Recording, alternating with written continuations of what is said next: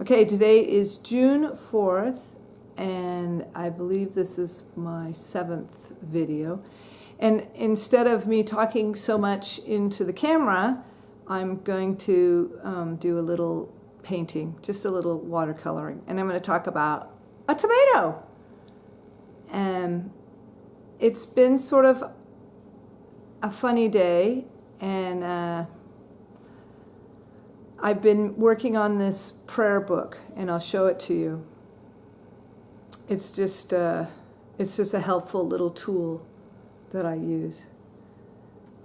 Here, this is mine, and it's just I've used discarded old, just some, you know, when I'm painting, I'm always got something going on, and I don't always use it except for just to play with the paint.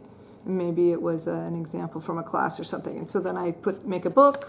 A simple little book with a copper coil, and then I write in my prayers.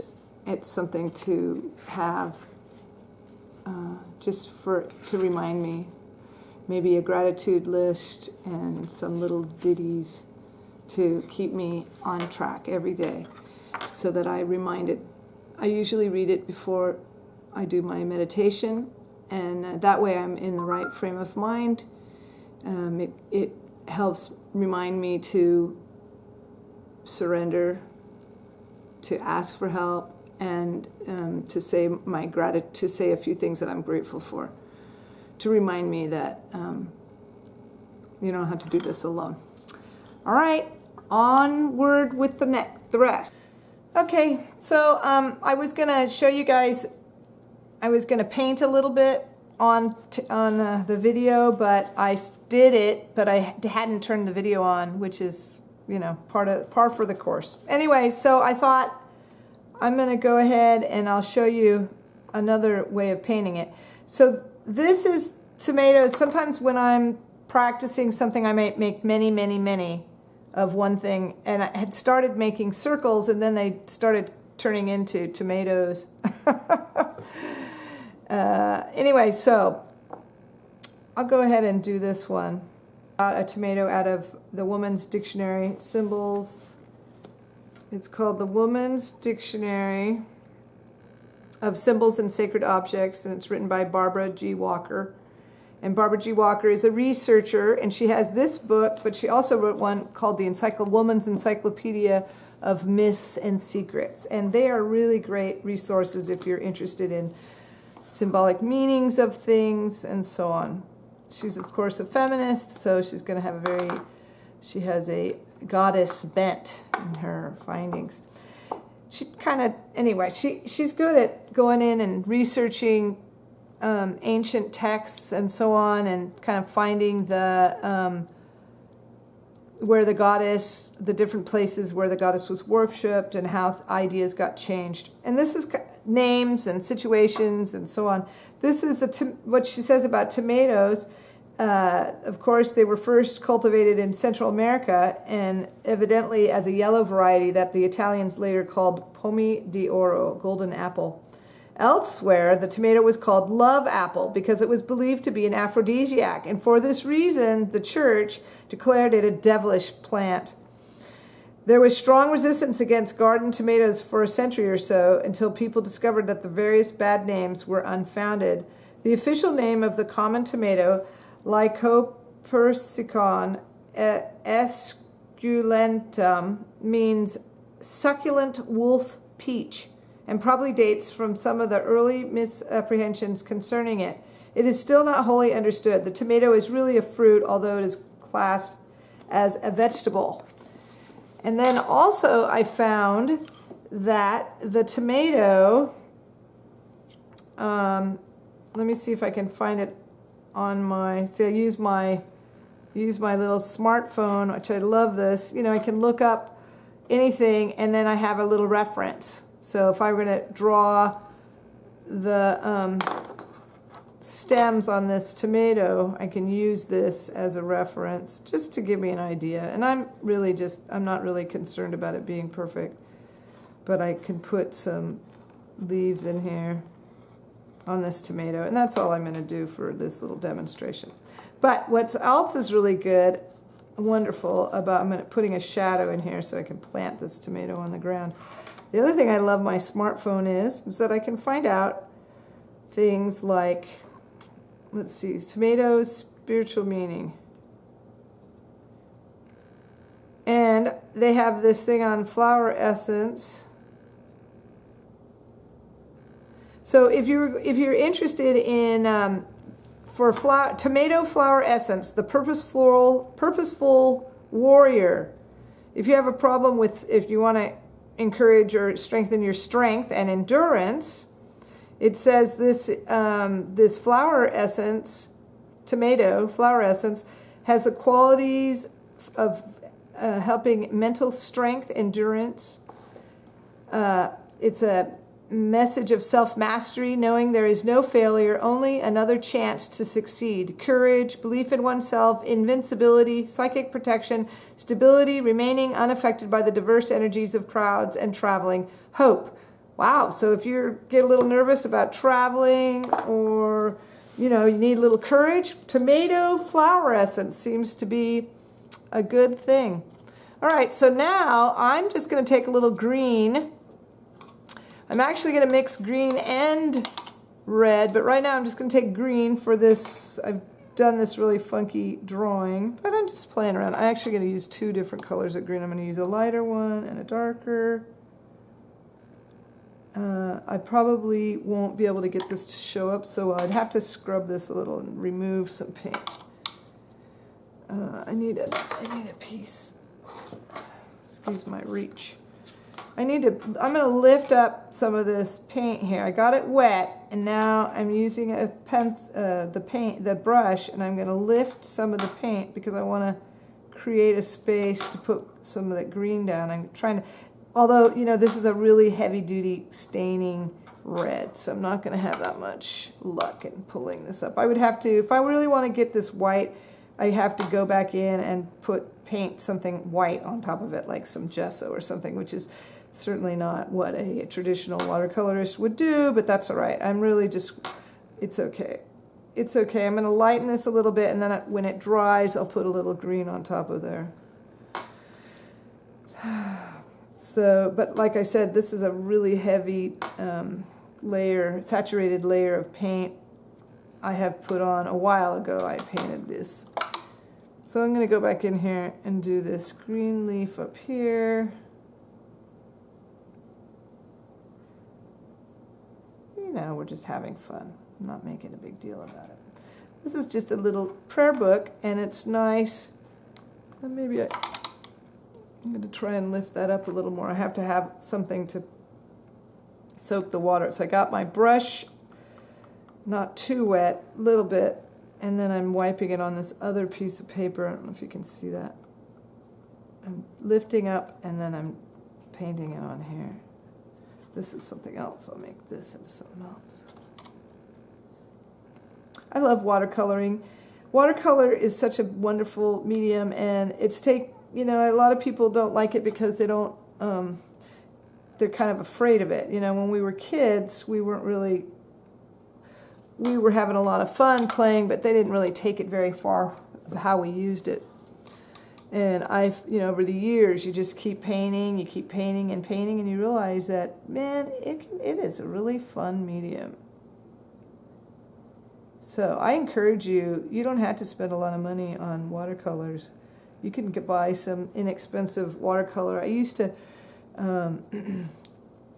when I was teaching, we used prang, and I would do all my paintings with the prang so that I could, do what the kids were doing. And, they're decent. They're decent for just playing around. So, okay, now I made a little line where I was going to paint for this shadow. So if this tomato were sitting on the ground, there would be a little shadow here created. If the light were coming from over here, right? So I'll just plant that there. Now I'm using green because it is the what is called a complementary color of red. Kind of helps it to pop out. If I added a little more red to this, then it'll mix. And I can even play with the shadow a little bit. I'm mixing. Notice I'm mixing right on the page. Isn't that nice? And then there's even a little reflection happening there. Now, you could really spend a lot of time with shadows, but we're not going to worry about that too much. I'm going to actually take something, I'm going to take a little bit of like some Payne's Gray, and I'm just going to put it right, and put my head in front of the camera. I'm just going to put it right there. I should probably wait until this dries but I'm not real worried. I'm kind of impatient because it's going to wick out a little bit. But I just made it a little bit darker. Let's see if I can bring it in a little. You can see. Yeah, you see how it's kind of wicking. Yeah.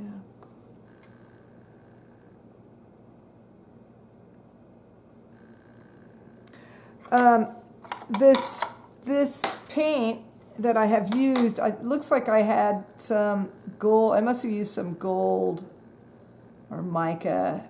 I probably had some paint that had mica in it because it has sort of a shimmer to it, which is, I probably have these paints called Twinkle H2Os, which are watercolor, have a lot of mica in it. Anyway, that was the little demonstration that I was doing here, but I didn't turn the I didn't put the video on.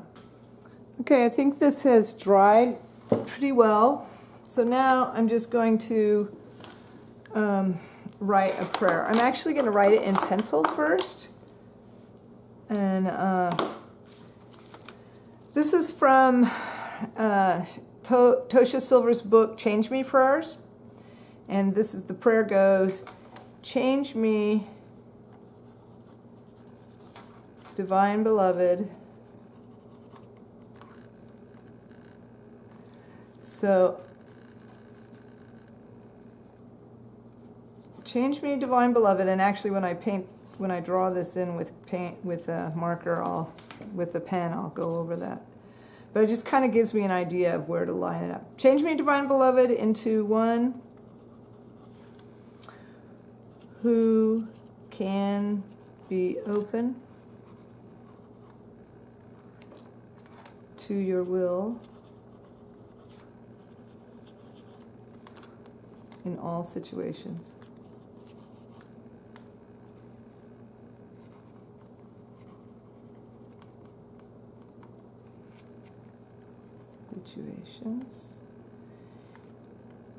Even ones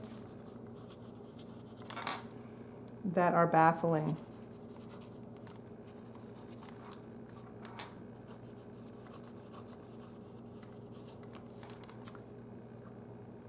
In the moment.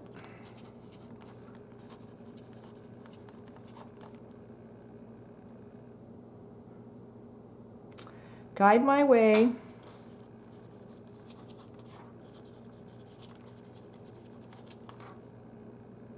Let me trust that all doors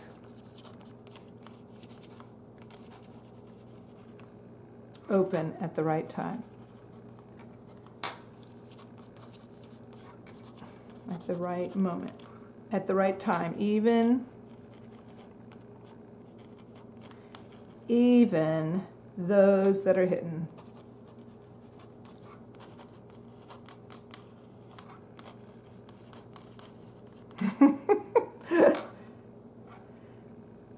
Let me only wish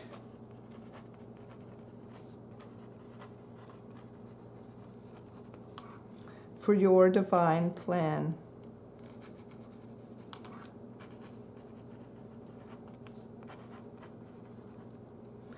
In all its forms. Melt me. I love this part. Melt me. Let me surrender.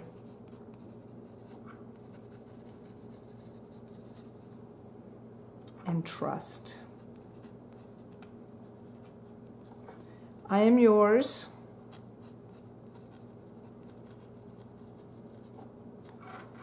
You are mine. We are one. All is well. All right, there it is. And now I'll go over it with the pen.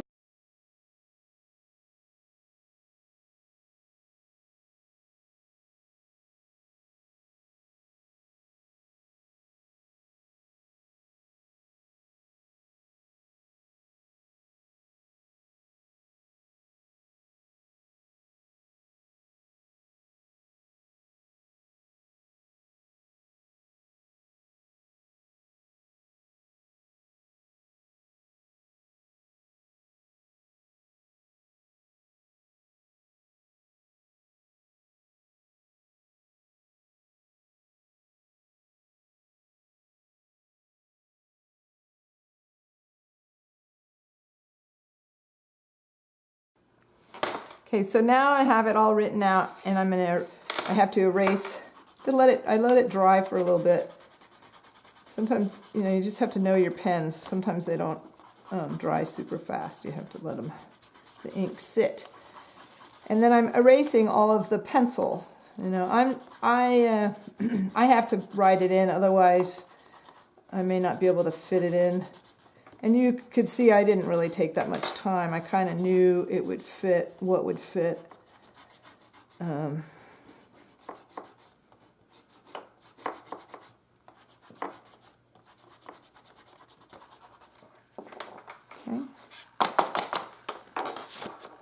Ouch. My hand isn't quite working right.